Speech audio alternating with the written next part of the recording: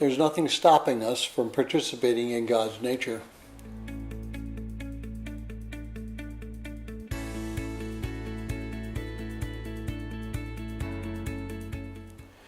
Well, if you're joining us in reading through this 60-day reading plan, today's reading is 2 Peter 1 through 6, and I encourage you to read that passage. As we Protestants tend to look at this passage, we wonder, how can we as mere mortals participate in the actual nature of God? If that is possible, what actually does it look like? What have we been doing wrong and what have we been doing right? Well, our Western thought tries to figure out how everything is done. In school, we learn math through word problems. In science, we're taught to experiment and to ask and develop theories.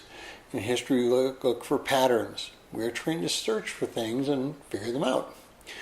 Well, unfortunately, our relationship with God is not that easy. How do you have a relationship, as a finite being, with an infinite God? Or, how do you have a relationship with God who is infinite when we are simply created human beings? If we don't have an example, then we wouldn't know that it was actually possible. Adam communed with God. He spent time with him. He knew him, and knew when he sinned that he broke that relationship. Christ also communed with God. He was both fully God and fully man. And as fully man, he suffered the same things that we suffer. He hurt in the same way that we hurt, and yet he did not sin. Hebrews 4:15. God has given us promises so that we might participate in his divine nature. That word is translated as participant merely means become common with. We can have fellowship with God's divine nature. We do not have to be standoffish. We do not have to be separated from God. We can have a close communion with him if we choose to do so. And that's the real crux of the matter.